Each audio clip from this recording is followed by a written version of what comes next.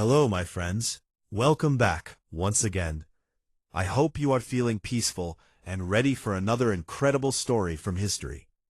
Today we are going to learn about a man who changed the ancient world before he was even 30 years old.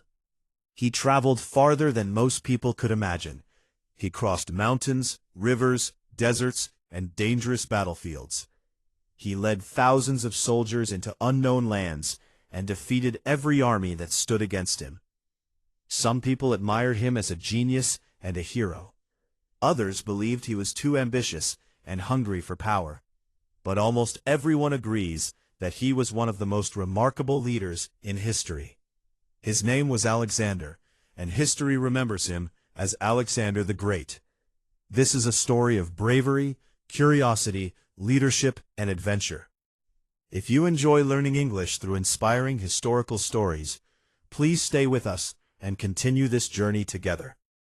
Alexander was born in 356 BC in the Kingdom of Macedonia, a land north of Greece. His father was King Philip II, a powerful ruler and military leader. His mother was Queen Olympias, a strong and mysterious woman who deeply influenced her son. From early childhood, Alexander heard stories about heroes, gods, and warriors from Greek mythology. His mother often told him that he was connected to great heroes like Achilles. These stories filled Alexander with confidence and ambition. He dreamed of becoming famous and achieving things no one else had done before. As a child, Alexander showed intelligence, energy, and courage. One famous story from his youth became known across the kingdom. King Philip bought a large and beautiful horse, but the animal was wild and impossible to control. Experienced riders tried to climb onto the horse, but each one failed. The horse kicked, jumped, and frightened everyone nearby. Young Alexander watched carefully and noticed something important. The horse became nervous whenever it saw its own shadow. Alexander calmly turned the horse toward the sunlight so the shadow disappeared. Then he gently climbed onto the horse and successfully rode it. Everyone was amazed by the young prince's courage and understanding. The horse was named Bucephalus, and it became Alexander's loyal companion for many years. Alexander also received an extraordinary education. His father hired the famous philosopher Aristotle to teach him. Aristotle was one of the greatest thinkers in the ancient world. Under Aristotle's guidance, Alexander studied science, medicine, philosophy, literature, geography, and politics. He learned about plants, animals, and different cultures. He also developed a deep love for books and learning. Even during military campaigns later in life, Alexander often carried books with him. One of his favorite works was the Iliad, an ancient Greek poem about the Trojan War and the hero Achilles. Alexander admired Achilles greatly and wanted to become a legendary hero himself. When Alexander was 16 years old, his father left Macedonia to fight in another region and placed the young prince in charge of the kingdom. This was an enormous responsibility, but Alexander handled it confidently. During his father's absence, a neighboring tribe rebelled against Macedonian rule. Alexander quickly gathered soldiers, marched against the rebels, and defeated them. This victory proved that he was not only intelligent, but also capable as a military commander. 2 years later, Alexander fought beside his father in an important battle against several Greek city-states. During the battle, he led cavalry soldiers into combat with great courage and skill. His actions helped secure victory for Macedonia and strengthened his reputation as a fearless leader. By this time, many people already believed Alexander would become a great king one day. However, tragedy soon changed his life forever. When Alexander was 20 years old, King Philip was assassinated during a celebration. Suddenly, Alexander became king of Macedonia. Some people doubted that such a young man could rule successfully. Enemies inside and outside the kingdom hoped to challenge him. Several Greek cities even considered rebellion. Alexander understood that he needed to act quickly and decisively. He marched his army across Greece and forced rebellious cities to surrender. One city resisted strongly, but Alexander crushed the rebellion completely. After this display of power, the rest of Greece accepted him as their leader. Although Alexander now controlled Greece and Macedonia, he wanted much more. His father had planned to invade the Persian Empire, the largest and wealthiest empire in the world at that time. Alexander decided to continue that plan. In 334 BC, he crossed into Asia with an army of around 40,000 soldiers. Many people thought this invasion was impossible. Persia possessed enormous resources and millions of subjects. But Alexander believed deeply in himself and in the loyalty of his soldiers. The first major battle occurred near the Granicus River. Persian forces waited on the opposite side, ready to stop the Macedonians. Alexander's generals advised caution, because crossing a river while fighting was extremely dangerous. Alexander ignored their fears. He rode directly into the river on Bucephalus, and his soldiers followed him bravely. The battle was fierce and chaotic. At one moment, Alexander nearly lost his life when an enemy soldier attacked him with a sword. Fortunately, one of his trusted companions saved him just in time. Eventually the Persians retreated, and Alexander claimed his first great victory in Asia. Afterward, Alexander continued moving south along the coast, capturing important cities, one after another. Some cities surrendered peacefully, while others resisted fiercely. Alexander understood military strategy very well. He captured coastal ports to weaken the Persian navy and secure his own supply routes. Along the way, he arrived at a city called Gordium, famous for an ancient puzzle known as the Gordian Knot. According to legend, whoever untied the knot would rule Asia. Instead of struggling with it for hours, Alexander simply cut through it with his sword. This dramatic action became symbolic of his bold and creative personality. In 333 BC, Alexander faced Persian King Darius III in the Battle of Issus. Darius commanded a much larger army, but Alexander used the narrow battlefield to his advantage. He attacked quickly and directly at the Persian king's position. When Darius saw Alexander approaching, he panicked and fled the battlefield. Once their king escaped, many Persian soldiers lost hope and ran away as well. Alexander won a huge victory and captured Darius's family. Surprisingly, he treated them kindly and respectfully, which impressed many people across the empire.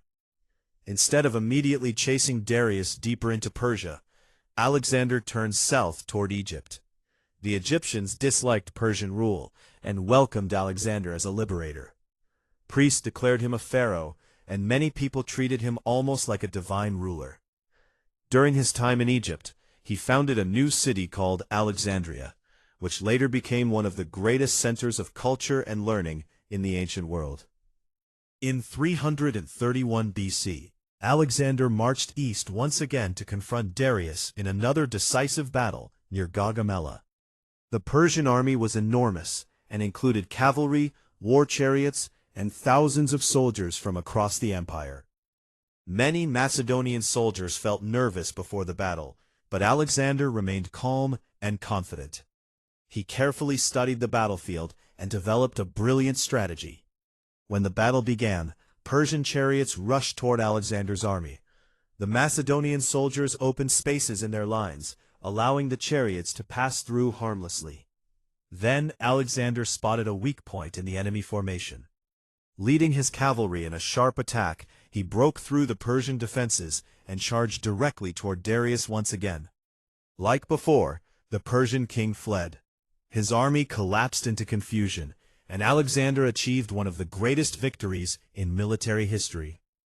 After Gaugamela, the Persian Empire effectively belonged to Alexander. He entered magnificent cities such as Babylon, Susa, and Persepolis. These cities contained enormous treasures and beautiful palaces. In Persepolis, parts of the royal palace were burned, possibly as revenge for earlier Persian attacks against Greece. By the age of 30, Alexander controlled one of the largest empires the world had ever seen. Yet he was still not satisfied. He wanted to explore even farther east. Alexander led his army through difficult mountains, deserts, and unfamiliar lands in Central Asia. He fought local tribes and founded additional cities named Alexandria. Eventually he entered the region of India, where he encountered war elephants for the first time.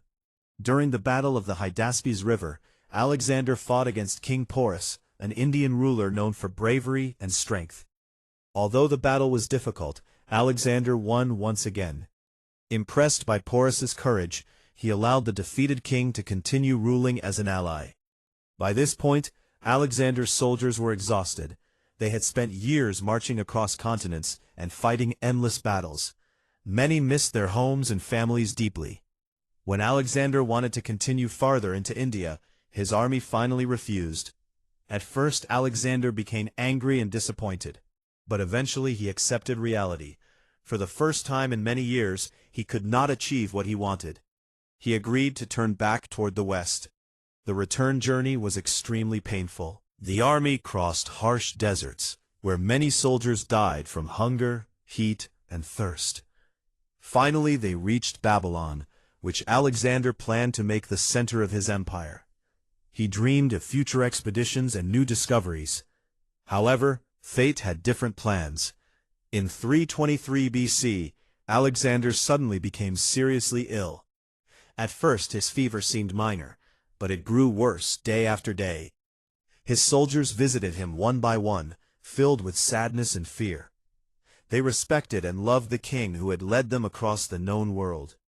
After several days, Alexander died in Babylon at only 32 years old. The exact cause of his death remains a mystery. Some historians believe he died from disease, while others suspect poison. Alexander's death shocked the ancient world. Without his leadership, the giant empire quickly broke apart, as his generals fought for power. Yet even though his empire did not survive intact, his influence remained incredibly powerful. Greek language and culture spread across many regions because of his conquests. Trade increased between East and West, and new cities became centers of learning and communication. More than 2,000 years later, people still study Alexander's life carefully. Historians discuss his victories, leadership, and ambitions. Some admire his courage and intelligence. Others criticize his desire for endless conquest. The truth is that Alexander was both brilliant and complicated. He could be generous and respectful, but also harsh and ruthless. Like many powerful leaders in history, he had strengths and weaknesses. Alexander's story teaches us important lessons about ambition, determination, and curiosity. He believed strongly that impossible goals could be achieved through courage and action. He explored unfamiliar places, learned about different cultures, and inspired his followers to dream beyond their limits. At the same time, his story reminds us that power and success cannot last forever. Even the greatest conqueror must one day face the end of life. When we listen to stories like Alexander's story, we do more than learn history. We also learn about human nature, leadership, and perseverance. And while improving our English through storytelling, we continue expanding our own understanding of the world. Every new story teaches us new words, new ideas, and new ways of thinking. Thank you for joining me on this incredible journey through ancient history. I hope you enjoyed learning about Alexander the Great and the amazing adventures that shaped his life. If you enjoyed this story, please continue supporting the channel and sharing these lessons with others who love history and English learning. You can also leave a comment and tell us your opinion about Alexander. Was he a heroic leader, or a man driven too strongly by ambition? I would love to hear your thoughts. Until next time, keep learning, keep exploring, and keep discovering the wonderful stories of our world.